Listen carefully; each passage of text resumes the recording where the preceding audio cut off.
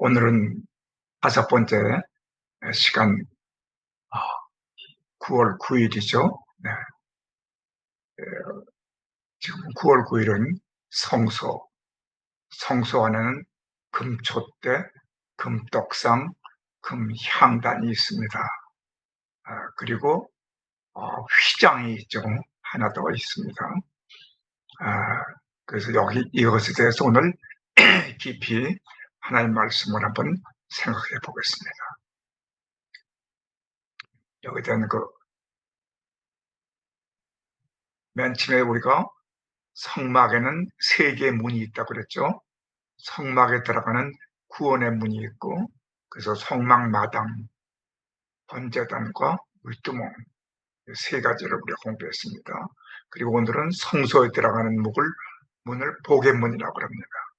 그래서 금초대, 금떡상, 금분향대가 있는 곳인데, 성소와 지성소 사이를 막고 있는 휘장, 아까 말씀드린 대로 휘장이 있습니다.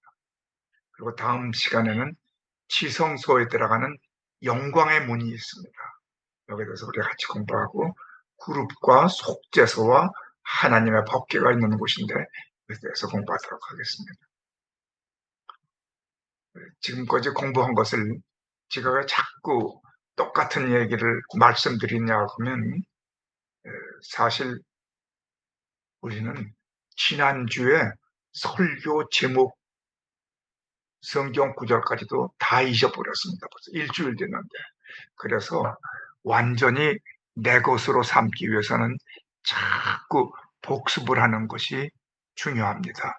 그래서 제가 이 말씀을 시간이 들더라도 자꾸 말씀을 드리는 것입니다.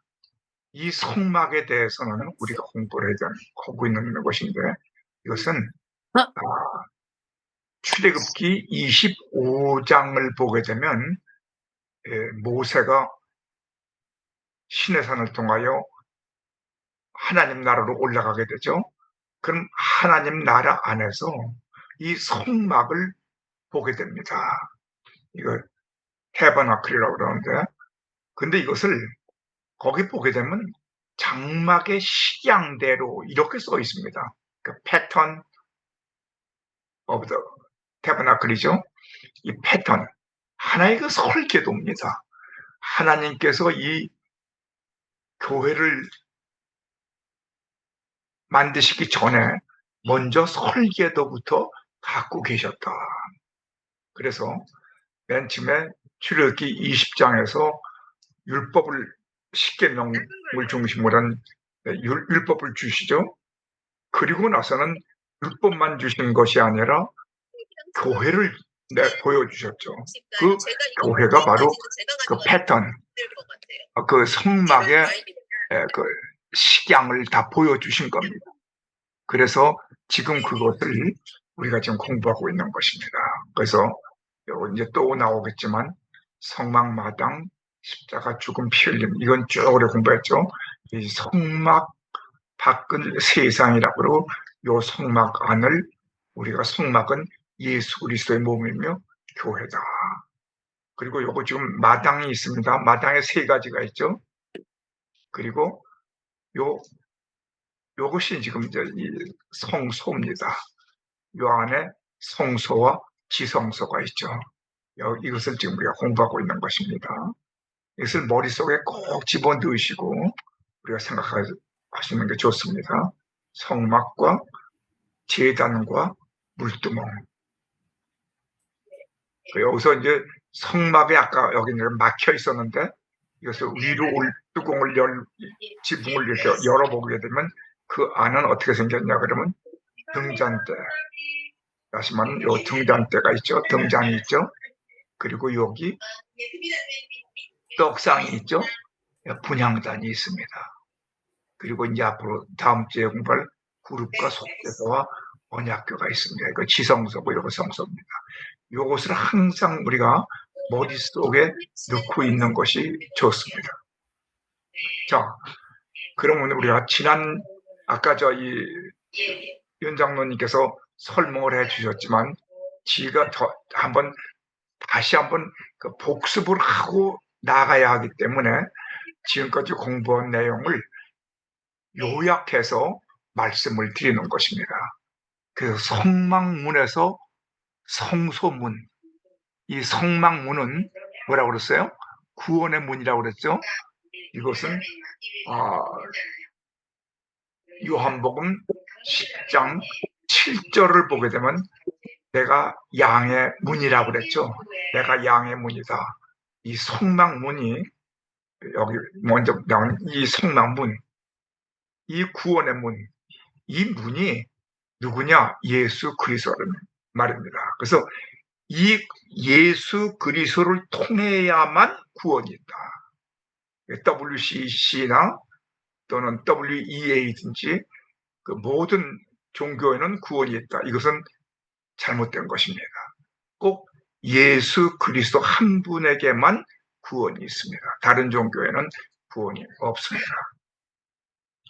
그래서 구원의 문은 예수 그리스도다. 구원의 문. 그러니까 이것은 은혜입니다. 은혜. 우리의 노력으로 한 것이 아니라 은혜라는 것은 하나님께서 값없이 우리에게 그냥 예비해 놓으신 것이고 주시는 것입니다. 그래서 요한복음 10장 7절에 나오죠. 예수께서 다시 이르시되 내가 진실로 너희에게 이르노니 나는 양의 문이다. 예수 그리스도만 구원받은 양의 문입니다. 이 구원받은 양이라는 것이 어디 나오냐면 요한복음 1장 29절에 나옵니다.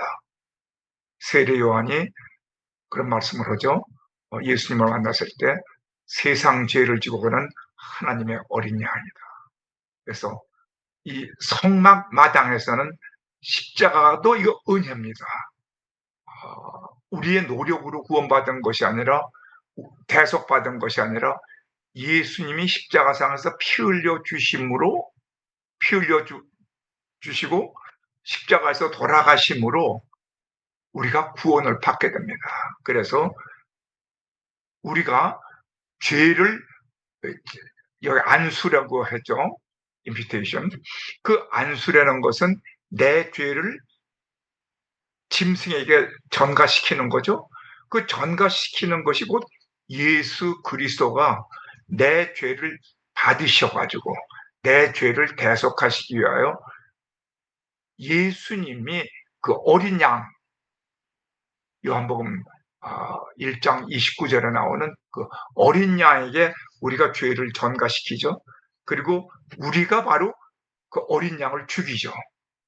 그래서 죽음으로 우리의 죄를 대속합니다. 우리 죄는 전가되었습니다.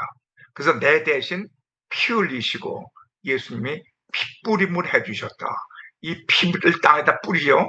그 왜 뿌리냐 그러면 그것은 땅을 대속하기 위해서. 왜 그러냐 그러면 창세기 3장 17절에 19절에서 땅이 저주를 받았죠.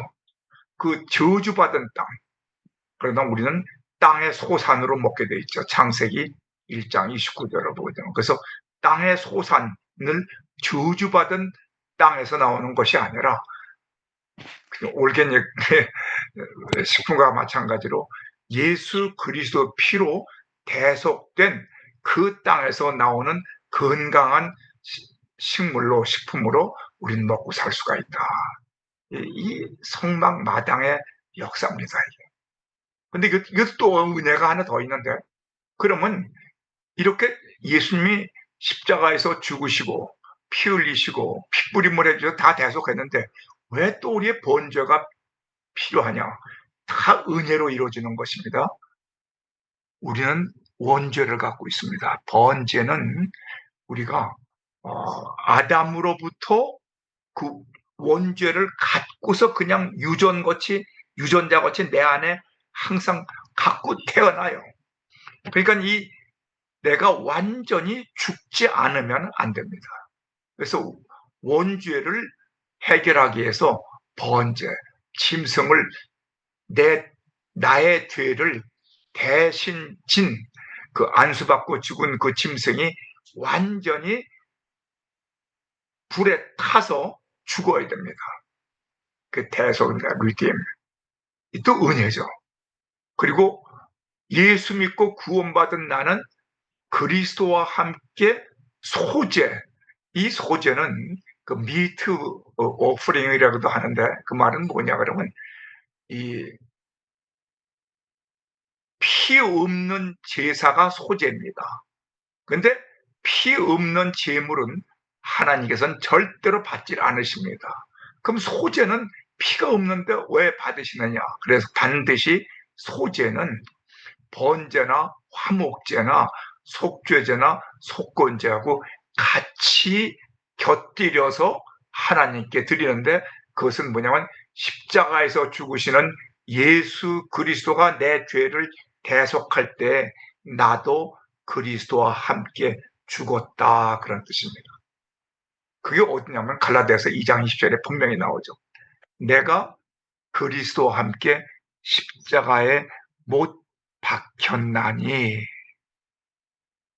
그런즉 이제는 내가 사는 것이 아니요 내 안에 사신 그리스도께서 사시는 것이라. 내가 육체 가운데 사는 것은 나를 사랑하사 나를 위하여 자기 자신을 버리신 우리 주 예수 그리스도 안에서 믿음으로 사는 것이다. 이것이 바로 소재의 역사입니다. 이것이 자아파쇄입니다. 그래서 피와 죽음과 불 다 태워서 이 죄가 되는데, 이 예수 그리스도와 함께 내가 죽었고 다시 살았다. 그래서 세례에도 같은 의미가 있죠. 예수 그리스도와 함께 물에 들어갈 때 나는 그리스도와 함께 죽었어요. 그래서 물에서 다시 예수님이 살아나시죠. 부활하신 것입니다. 그때 나도 다시 부활했다. 그래서 나는 예수 그리스도 안에서 죽고 예수 그리스도 안에서 산 사람이 크리스천입니다. 그 물두멍은 뭐냐? 지금까지 우리 공부를 자꾸 요약하는 겁니다. 이 물두멍은 율법은 거울입니다. 거울.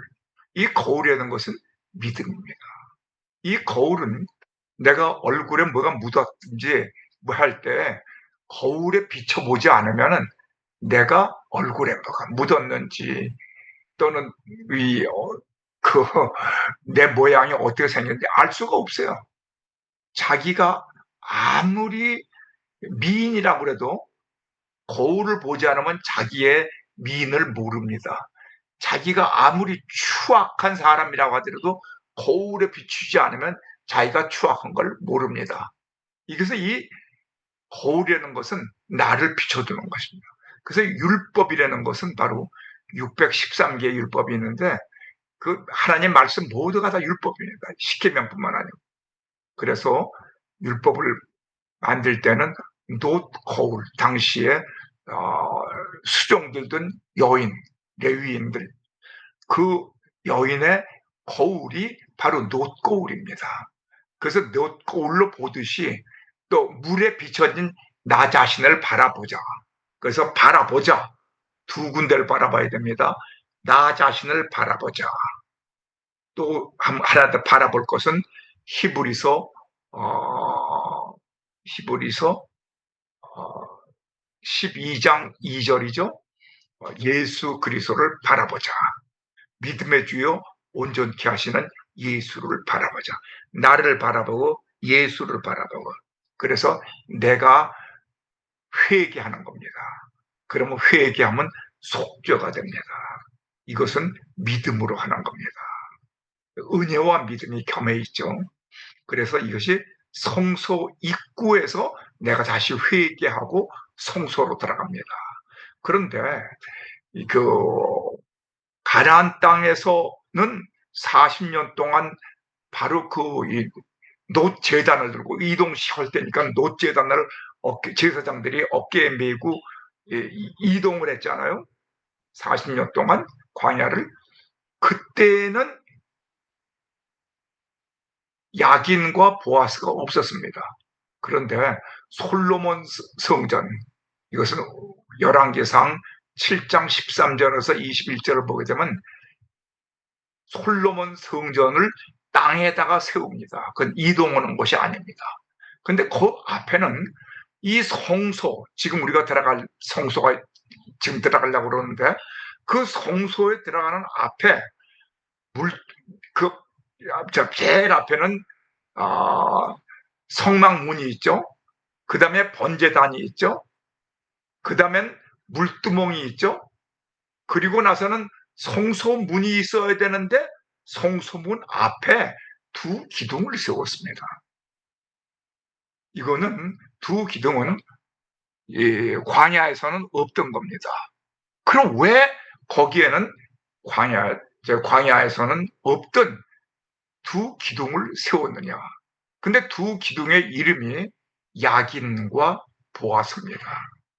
그 말씀은 무슨 얘기냐 그러면 구원의 문이 예수 그리스도죠. 이제 성소 안으로 들어가서 이제 사람이 많아지고 이스라엘 민족이 안정을 하고 이제 솔로몬 성전을 세우고 이스라엘 민족이 예배를 드려야 될 때에는 그때에는 성령님의 역사가 있지 아니하면 우리가 예배가 하나님께 올라갈 수가 없습니다. 이 성령님의 역사하심은 여러분 잘 아시지만 요한복음 16장 11절 이후를 보게 되면 내가 천국으로 가는 것이 너에게 유리하다. 내가 가게 되면 성령을 너에게 보낸다. 그럼 성령이 너에게 책망을 할 것이다. 세 가지 책망을 합니다. 믿음에 대해서 책망을 하시고 의에 대해서 책망을 하시고 심판에 대해서 책망을 하신다고 그랬어요. 이 성령의 역사가 있어야 됩니다.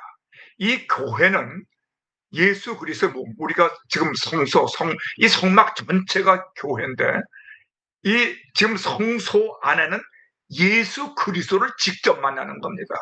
성소 안에는 이 성막 전체도 예수지만 이제 우리가 지금 공부하게 될 거예요. 그래서 이 성령께서 역사를 하시는데 내가 성소를 지으리라. 내가 성소를 세우리라. 그것이 야긴입니다. 이 교회는 예수님의 몸이며 예수님이 직접 세우신 겁니다. 그럼 보아스는 뭐냐? 그에게 능력이 있다. 누구한테? 이 성령님께서 능력을 우리에게 주신다는 겁니다. 그래서 이 교회 안에 성령의 능력의 역사가 나타납니다. 그래서 여러분 잘 아시지만 고린도전서 1장 1장이죠.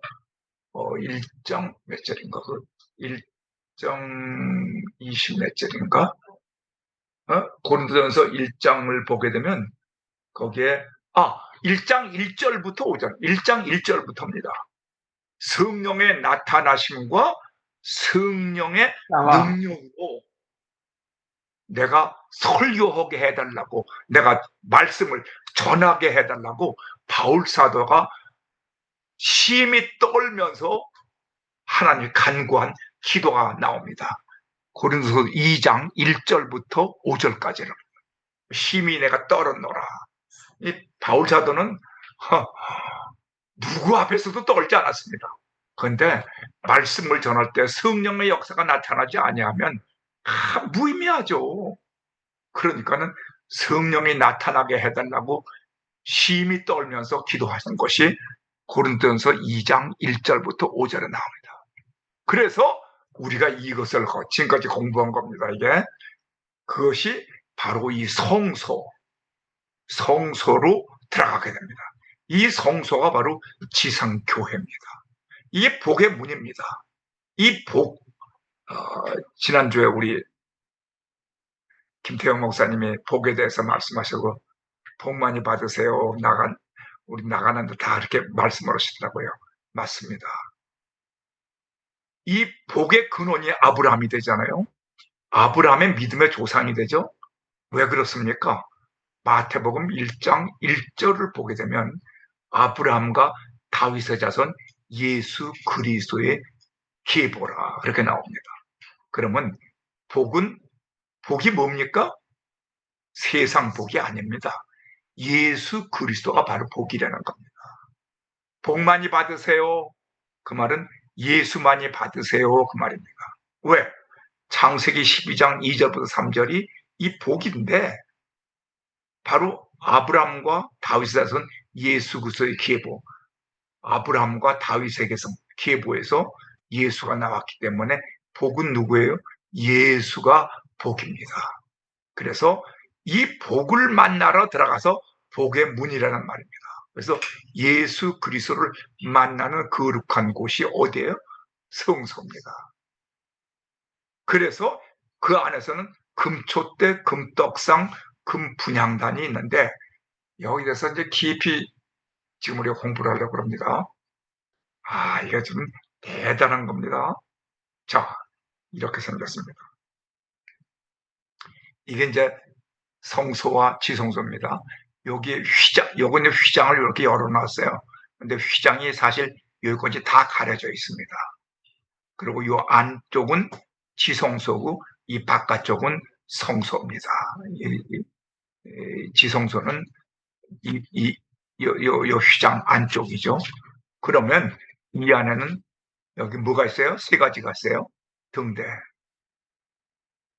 그 다음에 뭐가 있어요? 떡상. 그리고 분향단. 그리고 제사장. 그리고 휘장. 요것이 있죠? 요것이 바로 우리 지성교회입니다. 그런데 이 다음 시간까지 가게 되면 이 지성소 안과 성소가 연결이 됩니다. 그래서 우리가 이제 지금 우리의 교회는 지성소 안에 들어가서 예배를 드리게 되는 겁니다. 여기서 이제 깊이 우리 공부하겠습니다. 자, 우리 금초대에 대해서 한번 생각해 봅시다. 성소 안에는 금초대와 금떡상과 금분향단과 휘장이 있다. 근데 금초대는 게 뭐냐? 금초대는 이 촛대에서 불빛도 있지만 황금의 빛이 납니다. 빛. 황금도 빛이고 불도 빛입니다. 다시 말하면 빛은 누구예요? 예수님이십니다. 또 하나님이십니다. 아니, 하나님이 빛이라는 것이 어디 나오느냐? 요한일서 1장 5절을 보게 되면 내가 빛이다. 예, 하나님의 빛이십니다. 또 요한복음 8장 12절을 보게 되면 내가 세상의 빛이라고 분명히 나와 있습니다. 그런데 참 놀라운 일은 지난번에 우리가 창세기 1장과 2장 공부할 때 7주간 공부할 때 말씀을 드렸지만 하나님께서 천지를 창조하실 때 보세요. 태초에 하나님이 천지를 창조하시니라. 근데 창조하시고 보니까는 흑암이 먼저 있었어요. 땅이 혼돈하고 흑암이 깊음이 있고 땅이 혼돈하고 공허하며 흑암이 깊음에 있고 하나님의 신은 수면 위에 깜깜한 수면 위에 운행하시니라. 하나님이 천지를 창조하셨는데 흑암이 꽉 차 있어. 그래서 하나님께서 그때는 태양은 네 번째 날에 만드셨거든요. 그러니까 태양빛이 아닙니다. 하나님이 빛이기 때문에 하나님이 직접 역사하십니다. 빛이 있으라 하심에 빛이 있었고 빛과 어둠을 갈라 놓으셨느니라. 창세기 1장 3절에 보세요. 그러면 첫 번째 날의 빛은 태양빛이 아니라 하나님이 스스로 예수님도 빛이고 하나님도 빛이고 성령님도 빛입니다. 나중에 나옵니다. 그 빛이 하나님이 어둠의 세력, 이 사탄의 세력을 물리쳐서 빛과 어둠으로 갈라놓으셨습니다. 그래서 하나님 보시기에 좋았다라가 나오는 거예요. 이 빛은 누굽니까? 금초대, 예수님, 하나님. 그러니까 우리가 성소에 들어가면 예수님을 만나야 됩니다. 금떡상은 뭡니까? 떡상을 보게 되면 거기에 12덩어리의 떡상, 이제 앞으로 자세히 나올 거예요. 그런데 떡이 뭐냐 그러면 이게 참된 양식이다. 예수님의 몸으로 나옵니다.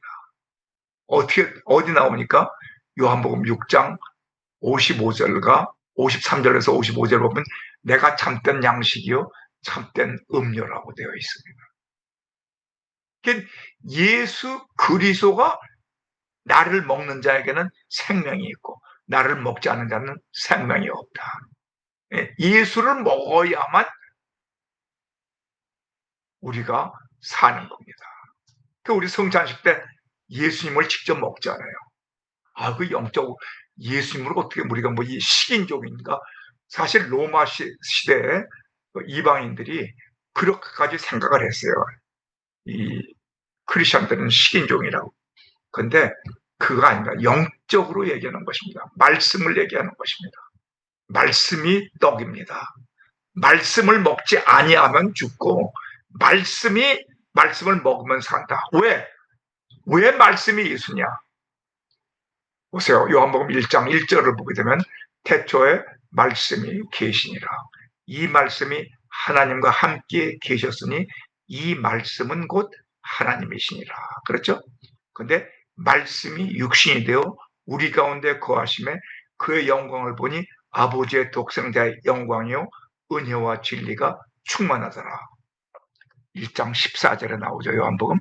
그러면 말씀이 누굽니까? 하나님이시고 말씀이 누굽니까? 인카네이션, 성육신 하셔서 이 땅에 오신 분이 바로 예수 그리스도입니다. 그래서 우리가 떡은 바로 예수 그리스도의 몸이며 떡은 바로 생명의 양식이며 말씀입니다. 네가 말씀을 먹으면 살고 말씀을 먹지 않으면 죽는다. 이것을 못 알아들어요. 왜 성경을 읽어야 됩니까? 왜 우리가 큐티를 해야 합니까? 왜 말씀을 묵상해야 합니까? 히브리서 10장 17절에도 나오죠. 믿음은 들음에서 난다. 들음은 하나님의 로마서 10장 17절에 거기 보게 되면 믿음은 들음에서 나고 들음은 하나님의 말씀을 들어야 된다. 여러분들이 지금 말씀 듣고 있는 겁니다. 저는 이 말씀을 전하는 사람입니다. 저는 마이크입니다. 그 말씀은 누가 역사하십니까? 지금 성령님이 임재해 주셔서 성령님께서 친히 능력으로 역사하고 계시는 겁니다. 그 분향단은 뭡니까?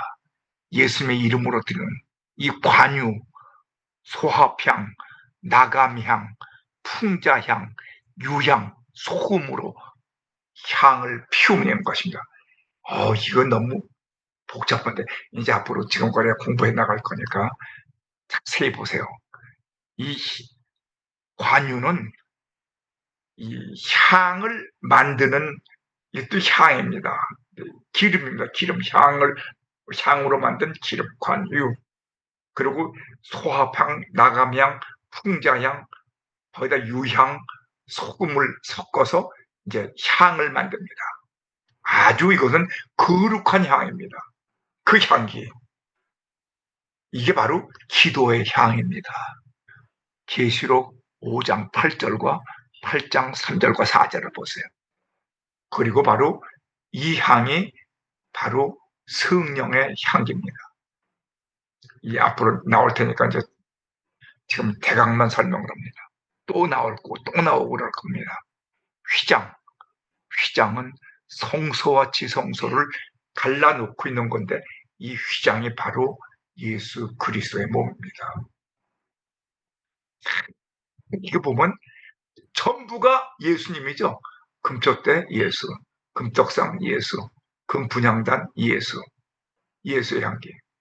그리고 휘장도 예수. 예수 만나러 들어가는 것이 교회에 예배 드리러 가는 것은 예수 만나러 가는 것이지 다른 거 아닙니다. 자, 이제 좀 더 구체적으로 나갑니다. 하나하나 좀 더 깊이 이렇게 들어가요.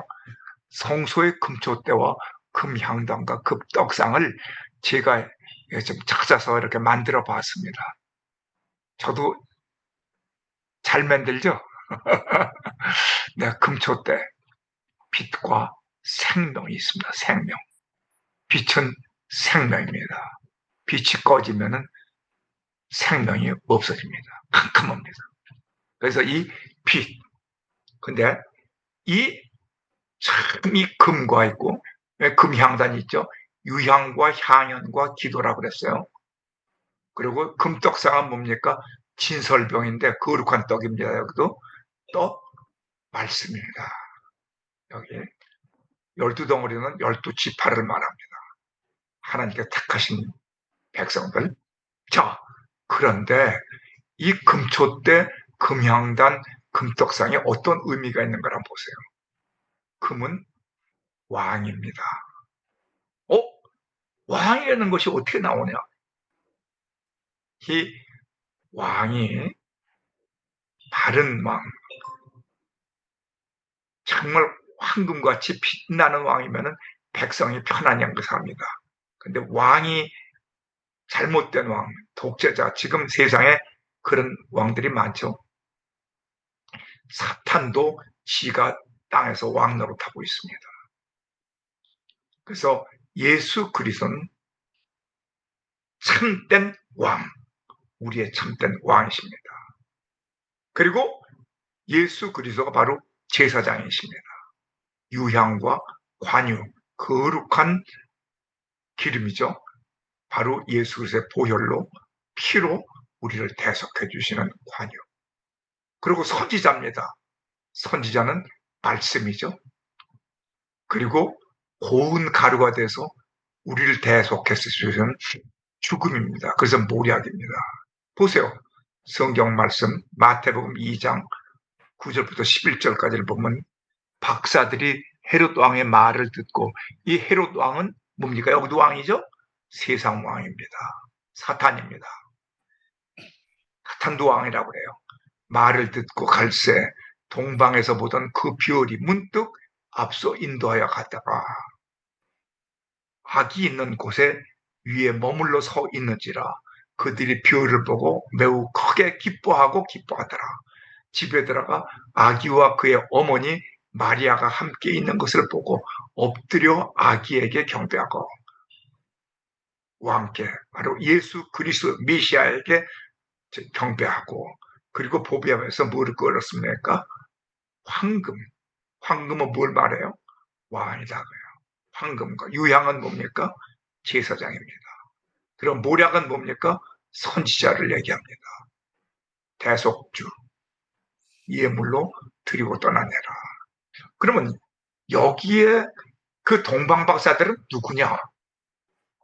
바로 바벨론 포로 당시에 그 유대 민족 중 바벨론 포로 당시에 그 많은 그 유대인들은 스룹바벨을 중심으로 해서 다 이동을 했잖아요. 그러나 아직까지도 동방 거기에 머물러 있던 유대인들이 있었습니다. 그들은 별만 바라보고 예수 그리스도가 메시아가 오실 것을 바라보고 있었기 때문에 그들이 이상한 별이 나타났다. 그래서 바로 동방 박사들은 바벨론의 포로로 있었던 유대인들을 말합니다. 그들이 예수에게 찾아와서 보배합을 열고 당시야말로 우리의 참된 왕이시고 그리고 제사장이시며 선지자라 그 말입니다. 금초 때 다시 한번 봅시다. 여기를 보게 되면 참 재미있어요. 빛과 생명과 불이라고 그랬어요. 왜 불이라고 그랬나? 하나님 빛이시죠? 예수님의 생명이죠? 왜? 요한 1서 5장 12절을 보게 되면 아들이 있는 자에게는 생명이 있고 아들이 없는 자에는 생명이 없다. 그러니까 예수님이 바로 생명이십니다.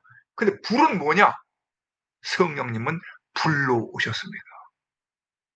어디에 그게 나타나느냐? 사도행전 2장 3절을 보세요. 마치 불의 혀처럼 갈라지는 것들이 그들에게 보여 각 사람의 하나씩 임하여 있더니.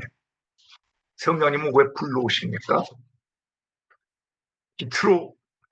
빛은 하나님과 예수님은 빛으로 오셨지만 이제 우리가 말씀을 읽고 말씀을 전하기 위해서는 이 불이 있어야 됩니다. 다시 말하면 우리 안에 성령의 불길이 붙어서 그 열심을 내라. 다시 말하면 열심을 내고 힘을 내는 것은 빛이 아니라 그 불입니다. 불 같은 성령의 역사. 그건 어디 나와요? 계시록 3장 19절을 보세요. 회개하라, 열심을 내라. 우리가 지금 너무 힘이 없어요. 지금 우리 크리스천들이 너무나 약해. 빛 가운데서 가만히 졸고만 있어. 불같은 성령이 일어나서 성령 충만해가지고 불같이 활타는 그 열정을 가지고 우리는 세상을, 이 어둠의 세상을 불태워야 됩니다. 그런데 이 황금으로 만든 이 촛대가 얼마인지 아세요? 1달란트입니다. 아예 1달란트까지, 그럼 1달란트니까 얼마가 될까? 그게 금 34kg입니다. 제가 다 조사해 봤습니다. 한 달란트는 얼마냐? 6,000데나리온입니다. 6,000데나리온이라는 것은 한 데나리온이 1일 품삯입니다. 그러니까 6,000데나리온은 6,001 동안의 품삯입니다. 그럼 미국에서 1시간에 얼마씩 받아요? 뭐 20불 이상 받는 사람도 많지만 내가 조금 받는 사람만 따라서 18불로 계산을 했어요. 하루에 8시간 일합니다. 18불. 그럼 하루 품삯이 144불입니다. 144불을 6,001을 하게 되면 이거 얼마야? 86만 4천 불입니다. 이게 100만 원 또래요. 한 달란트가. 86만 4천 불 달러죠. 한국 돈으로 계산해 보니까 하루 품삯이 이게 뭐 여기다가 140대 1로 하면 환율이 하도 바뀌니까 그러지 않고 25년도 1월달 현재 한국의 값이 일일 품삯이 얼마인가를 내가 물어봤어요. 그랬더니 1030원씩 받는데요. 8시간 해보니까 6,000원. 그러니까 이거 얼마냐 아세요? 4억 8,144만 4천. 4억 8천. 5억 원 돈을 지금 이 빛이 한 달란트가 이렇게 큰 돈입니다. 여러분이 이거 한 달란트라니까 무슨 거 생각하면 안 돼요. 자, 그래서 제가 조금 시간이 지금 많지가 않아서 순금 촛대는 한 덩이로 연결돼. 중요한 것은 여기는 연결이라는 겁니다. 너는 순금으로 등잔대를 만들 때 그 밑판과 줄기와 잔과 꽃받침과 꽃을 한 덩어리로 만들었다. 가지 6을 등잔대 곁에서 나오게 하되 다른 3가지는 이쪽으로 나오든 저쪽으로. 아무튼 전부가 떨어지지가 않고 하나로 되어 있습니다. 하나로. 꽃받침, 꽃이 되게 하나가 되어 있습니다. 그 말은 무슨 말입니까? 밑판과 줄기와 잔과 꽃받침과 꽃을 한 덩이로 연결되어 있다.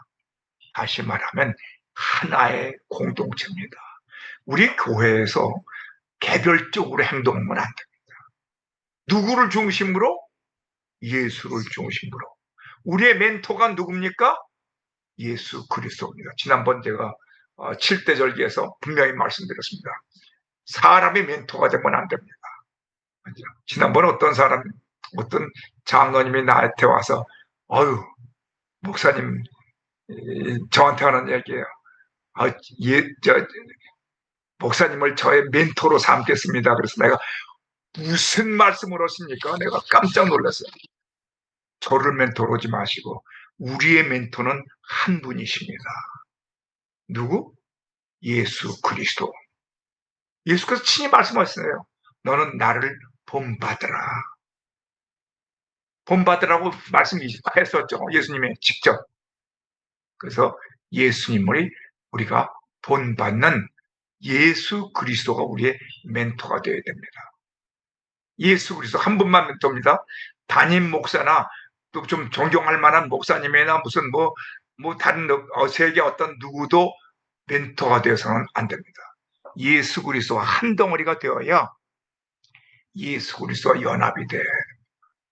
그래서 거기도 똑같아요. 등잔지에 나온 6가지 열매 쭉 보게 되면 출애굽기 25장 아까 말씀드렸죠. 31절부터 40절까지입니다. 금축대와 같이 항상 예수 그리스도 빛 생명으로 연결되어야 하고 빛과 생명을 발해야 됩니다. 그래서 우리도 예수와 같이 작은 불을 발하는 자가 되어야 됩니다. 그게 어디 나와요? 마태복음에 나오죠. 마태복음 5장에 나올 거예요. 5장 13절인가? 너희는 소금이 되라. 그 다음에 너 뭐가 되라? 빛이 되라 그랬죠. 5장 13절일 거예요. 아마 13절. 그래서 5장 13절. 내가 외우고 있을 거예요.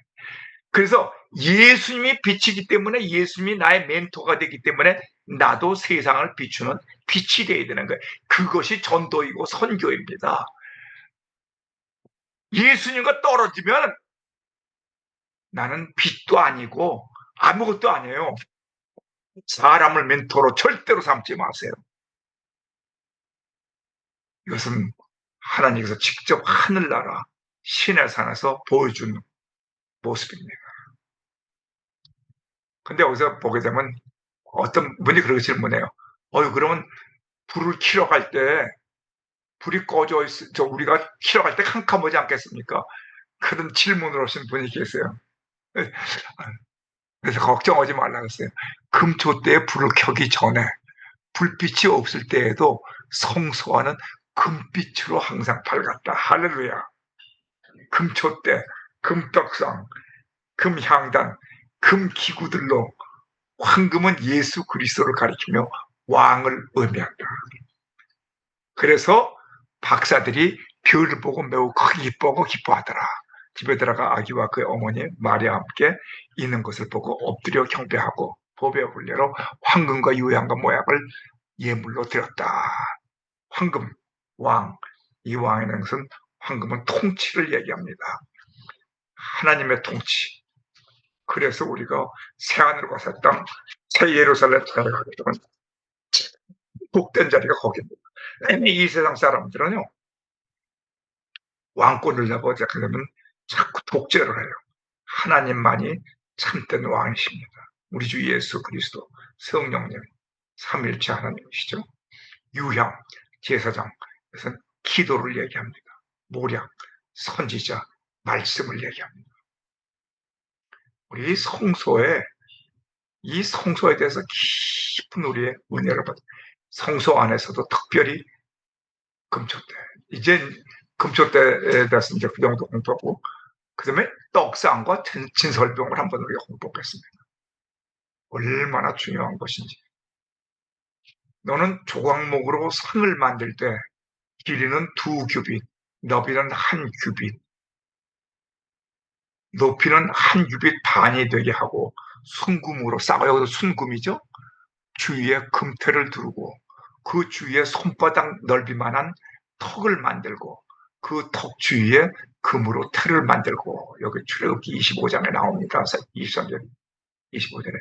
근데 상 주위에 진설병, 이 진설병은 거룩한 떡입니다. 상 위에다가 진설병을 두어 항상 내 앞에 있게 하는, 이게 참 중요해요. 진설병이 항상 내 앞에 있어요. 누구 앞에 있어야 돼요? 하나님 앞에 있어요. 이 진설병이 누굽니까? 거룩한 떡덩어리. 근데 1규빗이라고 쭉 나오죠. 1규빗은 성인 남자, 우리 어른들 남자가 이 팔꿈치부터 가운데 손가락 끝까지, 이것이 바로 1규빗입니다. 아시겠습니까? 팔꿈치부터 가운데 손가락 끝까지가 1규빗입니다.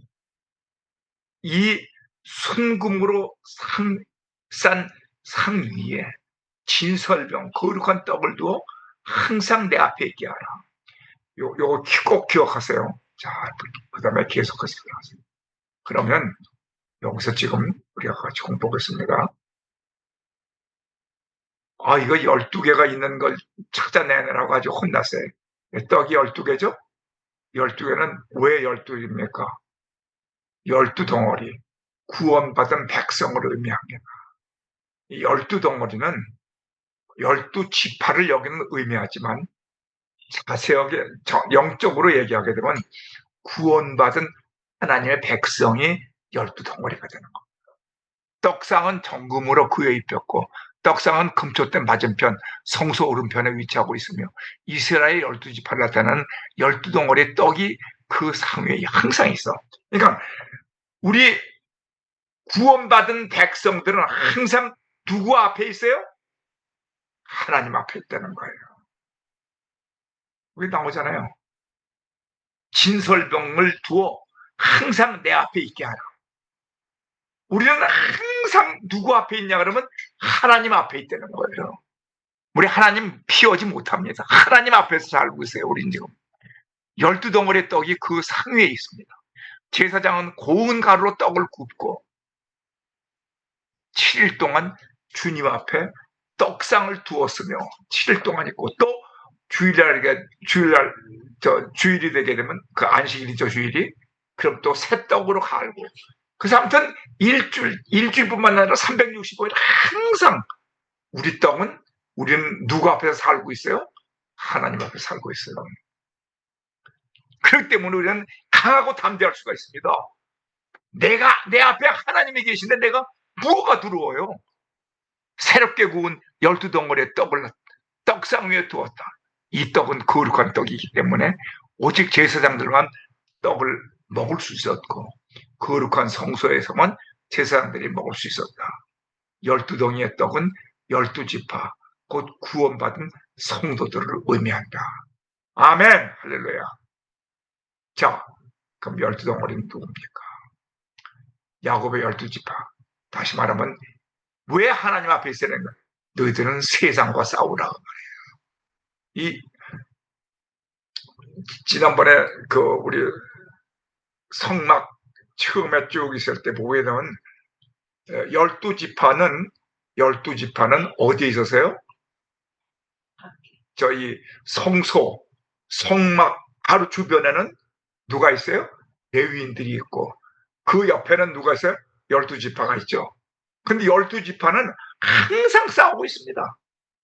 또 레위 지파와 제사장과 저희 레위 지파도 항상 싸우고 있어요. 우리는 사실 뭡니까? 12지파는 예수 그리스도를 믿는 크리스천을 얘기합니다. 이 크리스천들은 항상 눈을 떠서 잠자는 그 순간까지 아니 꿈속에서라도 우리는 싸워야 돼요. 이 세상과 싸워요. 이방인과 싸워야 되고. 그래서 레아를 중심으로 한 루벤 지파, 시므온 지파, 유다 지파, 이사갈 지파, 스불론 지파 그 지파는 항상 세상과 싸워요. 시녀 실바에서는 갓 지파, 아셀 지파, 라헬에게서는 므낫세 지파, 요셉의 아내 아스낫이 낳은 아들이에요. 에브라임 지파, 그것도 요셉의 아내 아스낫이 낳은 아들이에요. 베냐민 지파, 그리고 시녀 비라가 지은 단 지파와 납달리 지파. 그러니까 레위 지파하고 레위 지파는 어디서 싸워요? 사탄과 싸우고 있는 거예요. 그러니까 우리는 지금 두 가지 싸움을 다 싸워야 돼요. 어떻게 싸워요? 세상과 싸우고 사탄과 싸우고. 그래서 우리는 하나님의 말씀과 기도로 살아야 된다는 거예요. 하나님의 말씀과 기도로 거룩해진다. 여기에서 영적으로 싸워서 이기지 못하면은 우리는 낙오자가 되는 거예요. 그래서 12지파는 항상 하나님 앞에서 싸워나가고 승리자가 되는 것입니다. 왜? 내가 싸우는 것이 아니에요. 내 안에 사신 그리스도께서 나를 대신해서 싸워주십니다. 아니 이걸 보면서 이야 이런 깊은 의미가 있구나. 따보세요. 금떡상 아이고 시간이 많이 갔네. 자 보세요. 또 생명의 떡 예수의 몸 말씀입니다. 예수께서 이르시되 내가 진실로 진실로 너희에게 이르노니 인자의 살을 먹지 아니하고 인자의 피를 마시지 아니하면 너희 속에 생명이 없느니라. 내 살을 먹고 내 피를 마시는 자는 영생을 가졌고 마지막 날에 내가 그를 다시 살리리니 내 살은 참된 양식이요 내 피는 참된 음료다. 대초의 말씀 아까 말씀드렸어요. 지금 뒤가 너무 많이 남아서 그 예수님의 살 몸과 이 성찬식이죠. 바로 그 떡을 가져가 감사기도 하시고 떼어 그들에게 주시며 이르시되 이것은 너희를 위하여 주는 내 몸이니라. 너희가 이를 향하여 나를 기념하라 하시고, 이 성찬식에 대한 말씀이죠. 누가복음 22장 19절에서 20절. 그러면 예수님의 성찬식의 영적 의미가 뭔가? 예수님의 피는 언약의 피입니다. 과거의 모든 죄를 사해 주시는 피입니다. 예수님의 피는. 근데 현재와 미래는 그 피를 마셔도 해당이 안 되잖아요. 근데 예수님의 살은 십자가의 도, 미래의 죄를 이기는 하나님의 씨가 되는 것입니다. 그래서 예수님의 살과 피를 먹어야 되는 겁니다. 피는 지난날의 죄, 용서.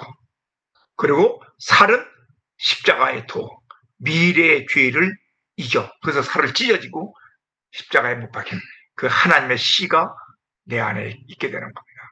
그래서 제가 여기 준비를 해봤습니다. 네. 여기 피는 포도주, 예수님의 피, 기념, 언약의 피, 대속의 피. 다 지난날의 과거의 죄죠. 근데 빵은, 떡은 뭡니까? 미래의 죄, 대속. 이게 자아파세. 내 살을 먹고 내 피를 마시는 자는 영생을 가졌고 마지막 날에 내가 그를 다시 살리리니 그 살은 참된, 내 살은 참된 양식이요 내 피는 참된 음료로다. 하나님의 씨. 그렇게 되면 이 떡을 먹게 되면 하나님의 씨가 내 안에 있게 됩니다. 그런데 하나님의 씨는 사실 창세 전부터 우리가 소유하고 있었어요. 그건 어디 그런 말씀이 창세 전에 있었다는 것이 어디느냐? 하나님의 택하심이지 내가 하나님을 택한 게 아니에요. 그것은 에베소서 1장 4절 5절을 보게 되면 창세 전에 내가 너를 택했다고 했어요. 그래서 하나님의 예정 속에 우리를 그 씨를 심어 주신 사람은 1계명부터 4계명은 범하지 않습니다.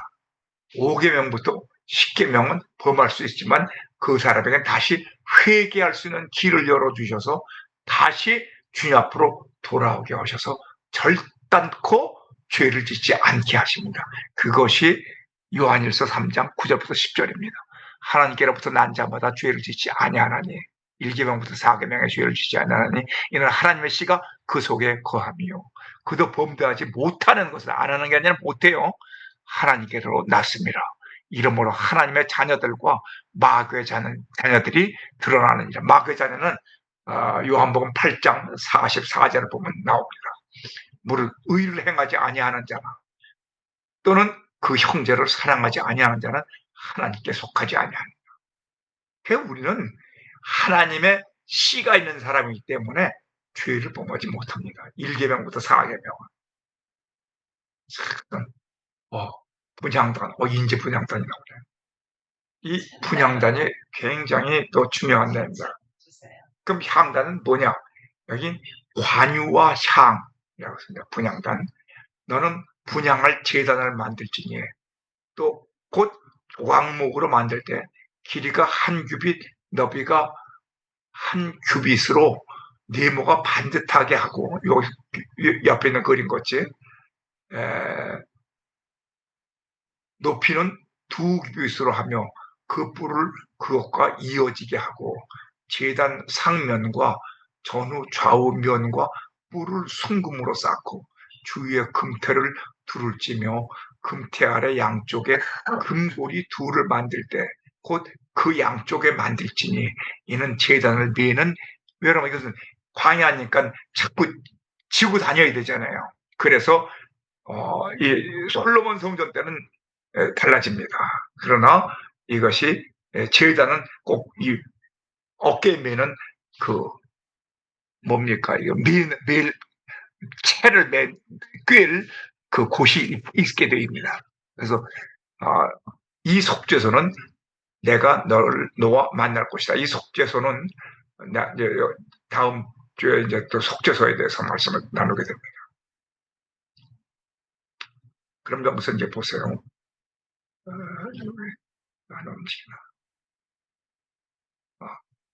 하나님께서 나 안 잡았다. 아까 말씀드린 거죠. 요한일서 3장 9절 비슷한 건데 너는 분양할 단을 만들지. 똑같은 것이 나오네. 그 분양 제단을 증거의 위에 속죄소 맞은편 이 뭐냐 그러면 증거의 위 속죄소 맞은편이라는 말은 아까 말씀드렸죠. 제일 앞을 보게 되면 왼쪽에 뭐가 있어요? 등대가 있죠. 저 촛대. 그리고 오른쪽에는 떡상이 있죠. 가운데에는 분향단이 있죠. 근데 바로 분향단 앞에는 뭐가 있어요? 휘장이 있죠. 휘장. 지성소와 성소를 맡고 있는 휘장이 있습니다. 휘장. 그럼 그 휘장을 걷고 보면 휘장 바로 건너편이 뭐가 있냐면 속죄소가 있다는 그 말입니다. 속죄소. 앞으로 이제 공부하게 될 거예요. 그래서 거기서 속죄소에서 내가 대제사장, 바로 예수 그리스도를 말하죠. 대중보기도 드리시는 대제사장 되는 예수 그리스도를 내가 만나서 너희들을 속죄할 때 너희들의 기도, 바로 휘장 바로 건너편이니까 바로 분향단도 속죄소 바로 앞에 있다. 휘장만 있는 것 뿐이지. 그 말씀의 이 내용이. 근데 거기서는 뭘 하느냐? 향기름, 이 관유가 나옵니다. 관유. 이 관유가 무엇이냐? 관유의 재료를 보니까 액체 모략에다가 육개, 이 나무의 껍데기입니다. 육개수가 나와요. 그 다음에 창포, 계피, 감람유로 아주 거룩한 기름입니다. 여기 지금 이게 육개 껍데기입니다. 그리고 이것은 계피죠. 그리고 여기는 감람유, 창포는 이거예요. 그리고 이건 모략입니다. 이렇게 해서 지금 여기서 이게 섞어서 아주 상등 향품을 가지고 향을 만든다고 해요. 거룩한 관유, 기름입니다. 기름을 만든다. 다시 말하면 이 거룩한 기름은 성령을 얘기합니다. 이 성령이 기름으로 우리에게 임재합니다. 그래서 우리가 소제 드릴 때도 그렇잖아요. 내가 가루가 자파세가 될 때 완전히 가루가 곱게 가루가 되면은 성령의 기름이 아주 속속들이 들어와서 내가 성령 충만하게 되는데, 내가 완전히 죽지 아니하면 성령의 기름이 완전히 들어오질 못하죠. 관유가. 그래서 거룩한 기름, 이 거룩한 기름은 그리스도의 보혈이라고 볼 수도 있어요. 왜? 거룩한 기름, 우리의 죄를 속죄해주고, 이 거룩이라는 것은 뭡니까? 죄가 없어지는 거죠. 죄는 어떻게 없어져요? 예수 그리스도의 보혈, 십자가상에서 흘리신 피 흘림이 없이는 속죄함이 없느니라. 너는 그것을 회막과 증거궤에 바르고. 그렇기 때문에 그 관유는 회막, 증거궤, 상과 모든 기구며 등잔대와 그 기구며 분향단과 번제단과 그 모든 기구와 물두멍과 그 받침대에 다 발르라고 해요. 왜? 거룩한 기름, 성령의 기름, 바로 예수 그리스도의 보혈을 뜻하는 겁니다. 거룩하게 만들어라. 그러니까 내가 이 향기름을 발라서 나 자신이 이렇게 주님 안에서 거룩하게 살려던 겁니다. 이 성도가 뭡니까? 성도는 뭐라고 그래요? 영어로 세인트라고 그러죠. 세인트. 세인트가 뭡니까? 이 성자입니다. 성자. 영어를 보면 나는 다 세인트입니다. 세인트. 그래서 그것들을 거룩해지니까 그것들을 지극히 거룩한 것으로 구별하라. 이것이 접촉하는 것은 모두 거룩하리라. 할렐루야. 우리하고 닿게 되면 다른 사람을 거룩하게 되이지 다른 사람한테 내가 더러워지면 안 되죠. 그 내가 아무리 거룩하다고 할지라도 거룩한 그릇에 똥이 묻으면 그것이 거룩해집니까? 그릇이 금방 없어지고 똥그릇이 되고 알잖아요. 그렇기 때문에 우리는 속히 그리스도의 피로 다시 속죄함을 받는 회개가 필요한 것입니다. 아무리 내가 거룩해졌다고 할지라도 또 죄를 짓게 되면 똥이 묻었기 때문에 또다시 회개하고 거룩해져야 된다는 거예요. 이게 지금 우리의 신앙생활 아주 구체적으로 보여주는 것입니다. 한 번 예수 믿고 거룩해졌으니까 난 이제 거룩해, 그거가 아니에요. 관유는 성경에서 특별한 의식에 사용된 거룩한 기름으로 의미하며 예수님과의 관계에서는 예수님은 기름을 부은 자, 곧 그리스도, 히브리어로 메시아이심을 의미한다. 관유는 제사장, 왕, 선지자를 성별하는 데 사용하였고 예수님은 이러한 직분을 모두 가지신 분으로, 그런데 여기에 관유를 통해 세상의 죄를 씻고 구원하시는 메시아로 기름 부음을 받으셨다. 이는 예수님이 세상의 구원자로 오셔서 인류의 죄를 대속하시고 하나님 나라를 세우기 위해 성별되었음을 의미한다. 그래서 예수님은 제사장, 왕, 선지자의 역할을 모두 수행하시며 십자가에서 인류의 죄를 대속하시기 위한 어린 양 곧 제물이 되셨다. 그렇죠? 근데 우리가 베드로전서 2장 9절을 보면 우리가 어떻게 됩니까? 이제 예수를 믿고 구원받으면 하나님 자녀가 됐죠? 그런데 그 하나님의 자녀만 된 것이 아니라 동시에 왕 같은 제사장이 되는 겁니다. 할렐루야. 그래서 이 기름을 바른 향기로운 관유와 거룩한 관유와 향글을 우리가 바르게 되는 겁니다.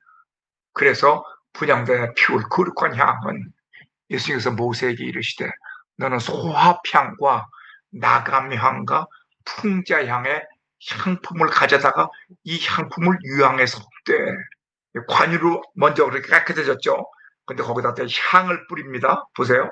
향이 뭔가 보세요. 각기 같은 분량으로 하고 그것으로 향을 만들 때 향 만드는 법대로 만들고 그것에 소금을 쳐서 성결하게 하라. 그 향 얼마를 곱게 찧어 내가 너와 만날 회막한 증거궤 앞에 두라. 다시 말하면 휘장 바로 여기 저 분향단 건너편에는 속죄소니까 거기가 바로 그 증거죠. 이 향은 너에게 지극히 거룩하니라. 그러면 이 소합향, 낙엽향, 풍자향, 유향, 소금은 어떤 것인가 우리가 보겠습니다. 제가 이것을 찾느라고 좀 보람이 있습니다. 이게 바로 유향나무입니다. 유향은 감람나무 과에 속한 유향나무에서 추출하는 수지. 이게 뭔지 아세요? 이것은 제사장을 뜻하면 예수 그리스도의 향기를 나타낸다. 그런데 이 나무를 쓰는 게 아니에요. 이 나무에서 유향나무가 있잖아요. 이렇게 여기 보세요. 뭐가세요? 상처를 냅니다. 일부러. 그러면 송진 같은 거 나오죠. 안에서. 이게 바로 이 밖에서 그 적군이 들어오면 안에서 나와서 싸워서 이기는 백혈구 같은 역할을 합니다. 균이 내 안에 들어오게 되면 안에서 고름이 돼서 짜버리죠. 마찬가지로 유향을 채취하는 방법이 주는 교훈이 크다. 유향은 나무에 열린 열매를 따는 것이 아니고 자신의 나무 줄기에 난 상처를 치유하기 위해서 내뿜는 분비물입니다. 이것이 바로 유향이 되는 것입니다. 그러니까 자신의 상처를 치유하기 위해 끈적한 액체가 분비되는데 그 분비물의 향과 효능이 인간의 마음을 사로잡는다. 유향은 인간이 신께 드리는 최고의 향품이다. 마치 예수님의 십자가의 고통과 피 흘리심이 인류의 구원을 이루는 것과 같다. 근데 이 유향, 이렇게 해서 이제 그 덩어리들이, 이 상처는 백혈루 덩어리죠. 다시 말하면 밖에서 들어온 모든 상처, 그것을 다 이겨낸 그 유향에다가 뭐 섞어요? 소야향, 나감향, 풍자향, 소금을 섞어요. 그럼 그 뭐냐? 이겁니다. 여기를 보게 되면 소합향, 나감향, 풍자의 영적 의미. 자, 세 가지 상품은 모두 예수님의 죽음을 의미한다. 왜 예수님의 죽음을 여기나? 소합향은 나타프라 그래요. 그 의미는 뭐냐면 그리스도는 많은 영적 자녀들을 낳으려고 죽으셨다. 다시 말하면 예수님이 십자가상에서 못 박혀 죽으시고 3일 만에 부활하셨죠. 그래서 우리의 죄를 대속하시고 예수님의 부활의 소망, 부활의 생명, 우리가 죄 가운데 죽는 것이 아니라 예수 그리스도 안에서의 참 부활, 새 생명을 얻게 됐잖아요. 그러면 그 생명 받은 그 사람이 생육을 해야 되잖아요. 여러분 사도행전 이번에 그 사장에 나오죠. 그 저희 하루에 3,000명씩 그 저 베드로의 설교를 듣고 3,000명씩 하는 거 베드로 사도행전 4장일 거예요. 보세요. 예수 그리스도 십자가에서 죽으심으로 한꺼번에 3,000명을 생육했잖아요. 많은 영적 자녀들을 낳기 위해서. 우리 지금 선교사들이 각 지역에 뻗어서 그냥 복음을 전하잖아요. 이 복음을 전함으로 생육하고 번성하고 충만하라. 땅을 정복하라. 땅을 다스리라. 이것은 바로 그것을 이루기 위해서 예수님은 죽으신 겁니다. 그래서 소야팡은 예수 그리스도가 많은 영적 자녀들을 낳으려고 죽으셨다는 겁니다. 이게 바로 그 소야팡을 만드는 거예요. 소야팡은 이것이 소홍진입니다. 똑같이 아까 그 상처로 만드는 것이에요. 저희 뭡니까? 아까부터 유향나무의 열매도 상처로 해서 나오죠. 반드시 상처가 있어야 됩니다. 고통이 있어야 돼요. 그 고난을 통해서 많은 열매를 맺게 되는 겁니다. 그 다음에 나감향이라는 것은 이건 스켈렛이라는 것인데 나감향은 이 나감향은 상육하고는 이 소합향과는 완전히 다릅니다. 타락한 죄인들을 구속하시기 위하여 죽으십니다. 다시 말하면 대속주로 죽으신 겁니다. 이 대속주로 죽었다는 것은 돌아가셨다는 것은 뭐냐? 이 홍해의 그 나가망은 그 조개류 있죠? 조개류를 깨뜨리고 갈아서 만듭니다. 다시 말하면 완전히 그 갈아서 만드는데 여러분 잘 알지만 이 조갑지 않아도 다른 돌멩이든지 뭐든지를 그 안에다 집어넣어 보세요. 그러면 여기 상처는 나쁜 송진과 마찬가지로 그 조갑지 안에서 백혈구가 나와서 그것이 진액이 덩어리가 되면 그게 뭡니까? 그게 진주 아니에요, 진주. 조갑지 안에 생기는 진주. 그 그리스도의 보혈, 그리스도의 죽으심, 그 고난을 통해서 진주를 만들어냅니다. 그러니까 예수 그리스도의 십자가에서 죽으심으로 우리들이 이 복음을 들고 나가는 선교사가 되고 목사가 되고 사역자가 되고 성도가 되고 거룩한 하나님의 백성들이 태어나서 이 땅을 복음화시켜 나간다는 거예요. 타락한 죄인들을 구속하시기 위하여. 놀랍니다. 이 낙야망의 의미. 슈켈렛. 그다음에 풍자향이 또 있습니다. 이건 켈렙나라는 의미인데 그분은 어떤 뜻이냐 그러면 대적을 죽이기 위해서 죽으십니다. 이 풍자향은 미나리과 식물의 진액으로 만드는 것인데 다시 말하면 이 사탄을 죽이기 위해서는 예수님이 돌아가셔야 됩니다.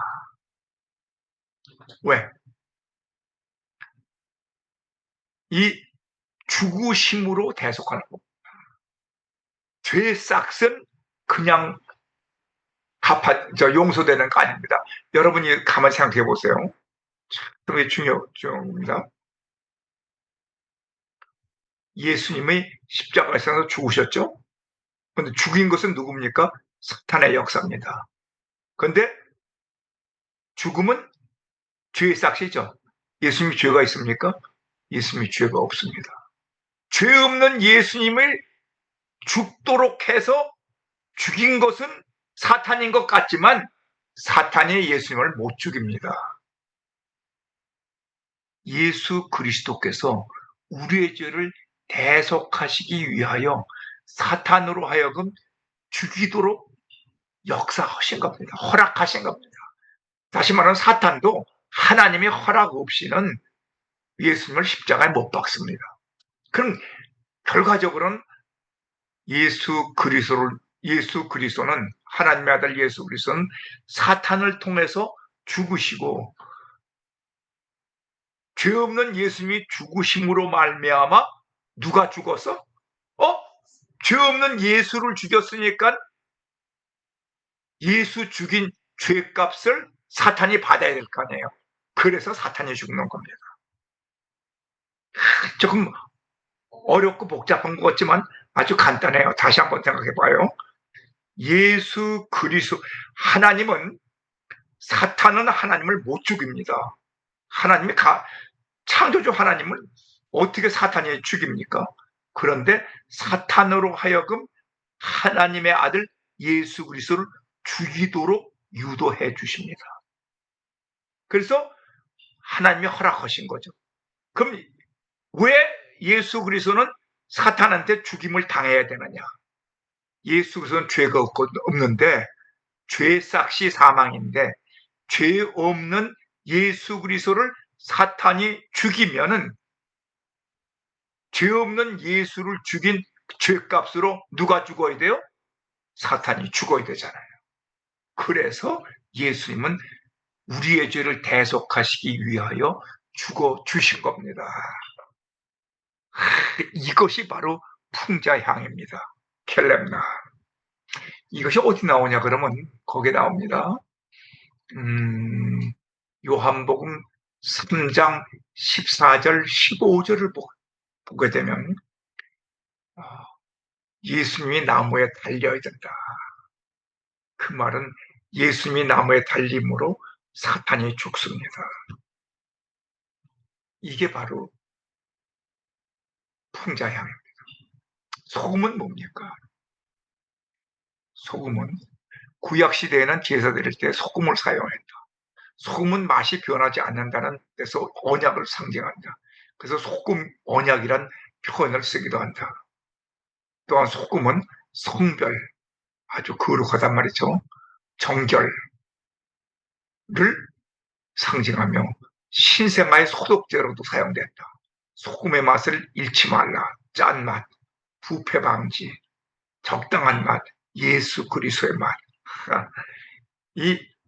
그래서 소금 맛이 항상 있어야만 우린 살 수 있습니다.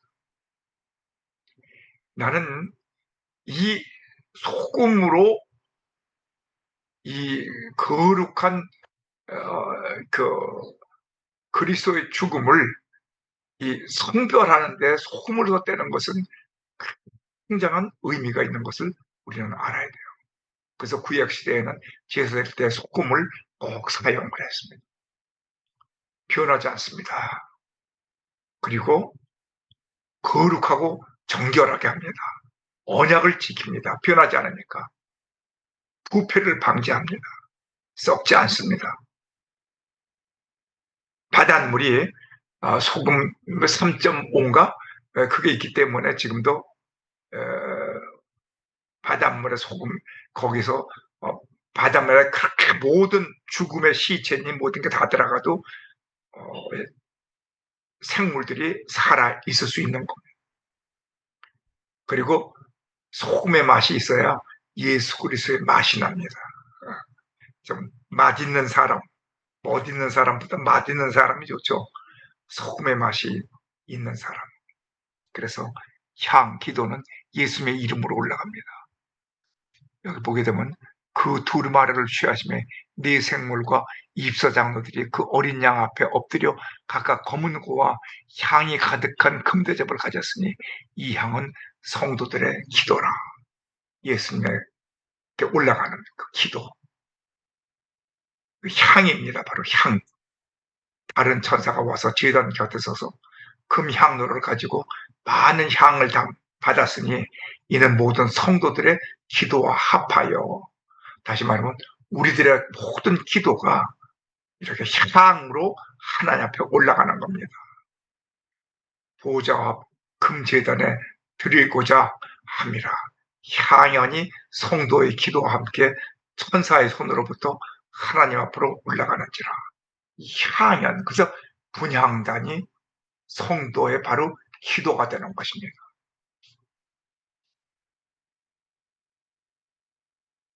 이게 바로 그 내용이죠. 네, 똑같은 내용입니다. 그러면 이제 제가 여기서 좀 결론을 내도록 하겠습니다. 굉장히 중요한 내용인데, 지금까지 우리가 공부한 모든 내용을 총괄하는 겁니다. 잘 보세요. 금 분향단이 있죠, 가운데. 왼쪽에 금촛대가 있고 오른쪽에 금떡상이 있습니다. 여기 올라가는 금 분향단보다 먼저 금촛대를 보면 예수 그리스도. 근데 우리가 바로 뭡니까? 우리는 나하고 예수 그리스도를 별개로 생각하지 마세요. 왜 그러면 요한복음 15장 16절을 보게 되면 요한복음 그 15장 3절부터 4절 5절을 보게 되면 나는 네 안에 있고 너는 내 안에 있다. 이미 너희는 깨끗했기 때문에 나는 네 안에 있고 너는 내 안에 있다. 그러면 내가 바로 나는 누굽니까? 성도입니다. 성도. 예수 믿고 구원받은 성도입니다. 그럼 이 성도들은 누굽니까? 예수와 하나가 됐다는 것이에요. 아까 금초대에서도 말씀을 드렸고 여러 군데서 말씀드렸습니다. 예수님이 내 안에 계십니다. 이 금초대가 다른 데 있는 것이 아니에요. 왜? 고린도서 3장 16절하고 6장 19절을 보게 되면 거기에 분명히 너는 저희 성전이라고 그랬죠. 성전. 성령의 전이라고 그러기도 하고. 그러면 예수님이 내 안에 계시다고요. 나는 예수 안에 있고. 그러면 예수님이 비치면 내가 뭐가 돼요? 빛이 되어야 돼요. 예수님이 불이면 내가 불이 되어야 돼요. 예수님의 생명이면 내가 생명이 되어야 돼요. 예수님이 왕이시면 나도 왕 노릇해야죠. 왕 노릇해야죠. 왕 같은 제사장이라고 그랬잖아요. 나는 세상의 빛이다. 그러면 여러분과 나도 세상의 빛이 되어야 돼요. 어둠 가운데 있을 수가 없어요. 어떻게 내가 내 안에 예수가 계신데 어둠이 될 수가 있습니까? 그 다음에 이 떡상에 대해서 한번 생각해 봅시다. 거룩한 떡. 이 떡은 뭡니까? 거룩한 떡은 바로 말씀이고, 말씀은 또 누굽니까? 예수 아니에요, 예수. 말씀이 육신이 되어 우리 가운데 거하시네. 말씀이 예수님이시고 말씀이 하나님이세요. 나는 그 떡을 먹고 말씀 안에서 살고 있어요. 내가 생명의 떡이다. 그러면 우리의 삶 자체가 예수 그리스도의 말씀 안에서 살기 때문에, 이 생명의 떡을 먹고 살기 때문에 내가 바로 작은 예수 그리스도로 이 세상에서 살아있죠. 아들이 있는 자에게는 생명이 있고 아들이 없는 자에게는 생명이 없다. 그건 내가 그렇게 살지 못하면 이게 하나님의 말씀에 어긋나는 거 아니에요. 그 때문에 나는 바로 진선병, 거룩한 떡. 그래서 아까 우리가 성경에서 봤죠. 이 12덩어리 거룩한 떡덩어리. 다시 말하면 우리 성도들입니다. 12지파의 모든 사람들이 항상 누구 앞에 있다고 그랬어요?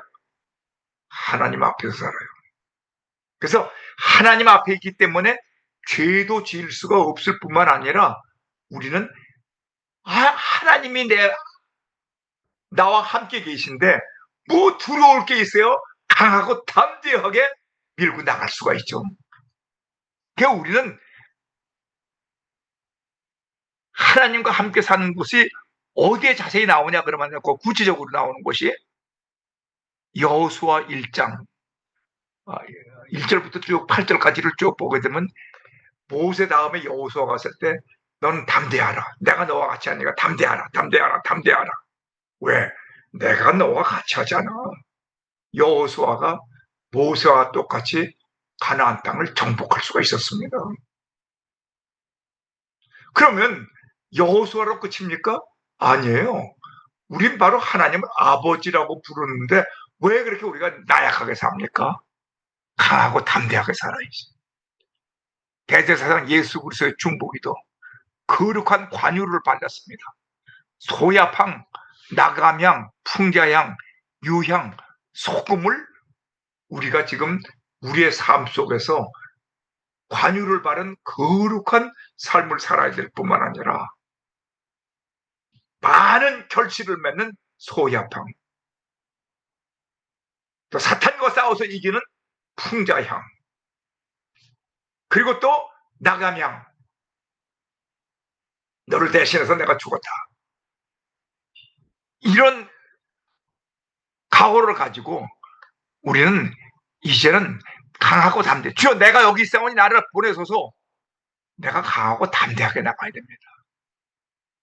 그리고 우리는 금 분향단이 있죠. 분향단. 내 기도가 뭐예요? 향기가 되고 향연이 돼서 하늘나라로 올라갑니다. 이 분향단에서 계속해서 기도드리는 왕 같은 제사장의 삶을 살고 있는 겁니다. 소야팡과 낙엽향과 풍자향의 향품을 유향에 섞되 각기 같은 분량으로 하고 그것으로 향을 만들 때 그것에 소금을 쳐서 거룩하게 하고 성결하게 하라. 이것이 성도의 기도입니다. 우리가 이 지상교회, 성소는 지상교회고 지성소는 천상교회거든요. 근데 우리 지상교회가 교회에서 우리가 그런 성도가 됐으면 이 성도의 직분을 잘 감당하는 나와 여러분이 되셔야 되지 않겠습니까? 자, 이제 마지막입니다. 성소, 지상교회. 자, 이거 다시 한번 정리합니다. 지금까지 공부한 걸 쭉 정리하는 겁니다. 뭡니까? 보세요. 금초 때 왕. 내가 왕 같은 제사장으로서의 삶을 사세요. 여러분은 왕입니다. 내가 왕입니다. 왜? 예수님이, 하나님이 나의 아버지 아니에요. 그 앞에 있는 나는 아들인데 왕의 아들은 왕권에서는 아들도 왕입니다. 하나님을 아버지라고 부르면 나, 그리고 하나님 왕이시면 나도 왕이죠. 황금, 빛, 불, 생명, 바로 이것이 예수님이에요. 예수님이 내 안에 계시고 내가 예수 안에 계셔. 이 사탄의 역사는 뭔지 아십니까? 우리로 하여금 자꾸 너는 죄인이다, 너는 죄인이다, 너는 죄인이다. 이 죄인이라는 것을 자꾸 인식시켜줘. 그래서 너는 아무것도 할 수 없다. 너는 아무것도 할 수 없다. 너 같은 죄인은 죽어야 돼, 죽어야 돼, 죽어야 돼. 당연한 얘기예요. 예수님께서는 아니다. 너는 내 아들이다. 아들이 있는 자에게는 생명이 있다. 너는 빛이다. 불이다. 이 세상을 복음화시키는 사역자다. 아, 여러분, 나는 죄인이다, 죄인이다. 이것이 옳은 게 아니에요. 그렇다고 교만하란 말은 아닙니다. 두렵고 떨리는 마음으로 성령으로 충만해서 하나님께서 맡겨진 사명을 감당하는 여러분이 되려는 거예요. 그리고 이 세상에 빛을 발하는 금초대 역할을 해야 돼요. 너는 왕의 아들이다. 하나님의 아들은 그 뭐 왕의 아들 아니에요. 떡상, 여러분은 금떡상, 진설병, 고운 가루. 근데 나는 매 순간 고운 가루가 되어야 돼요. 다시 말하면 자아는 죽어야 돼요. 자아, 이고, 지정의, 나의 지정의는 죽어야 돼요. 그래서 모략, 내가 말씀으로 죽어야 됩니다. 거룩한 떡, 말씀이 돼요. 나는 그래서 그렇죠. 나는 날마다 죽노라. 디모데전서 1장 15절에 나오죠.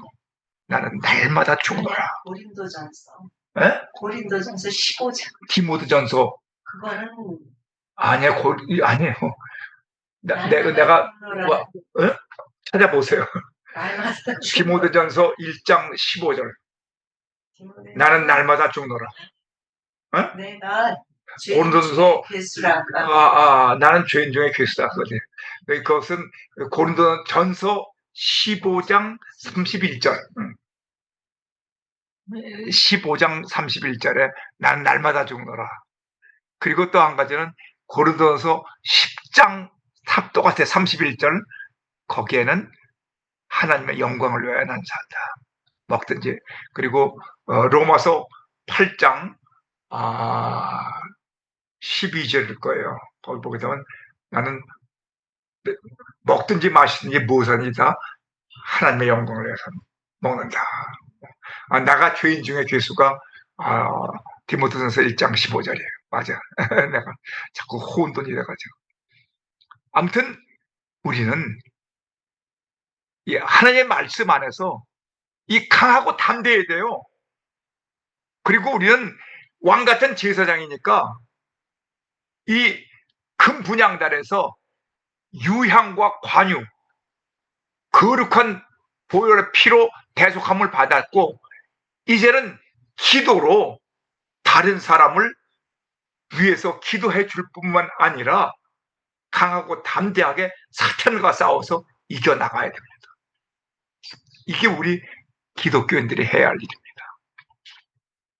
그리고 여기에 휘장이 있습니다. 이건 휘장은 마지막 날에 이제 공부할 것인데 이 예수 그리스도가 바로 여기 이 뒤는 지성소고 여기는 성소인데 이 지성소 안으로는 지금은 이 성소에서만 공부를 했고 앞으로는 지성소 안에까지 들어가게 돼요.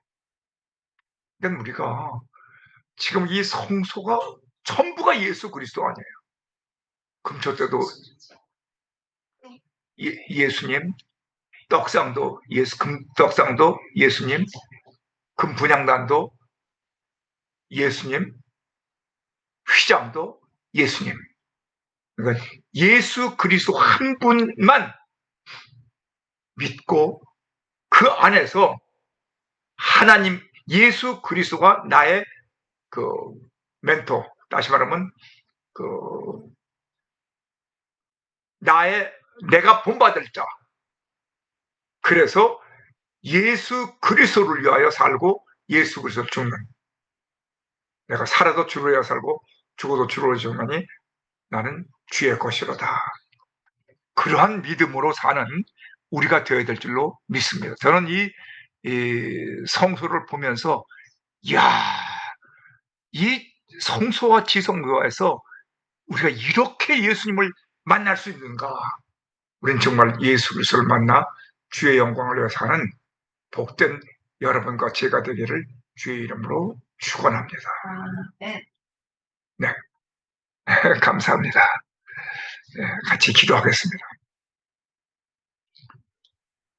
아버지, 감사합니다. 이 성소가 바로 이 전부가 예수 그리스도라는 것을 알 수 있게 해주심을 감사합니다. 5대 제사, 번제, 소제, 속죄제, 속건제, 화목제, 이 모든 것도 로마서 10장 4절에 있는 말씀대로 모든 율법을 우리 주 예수 그리스도께서 다 이루었다고 하셨습니다.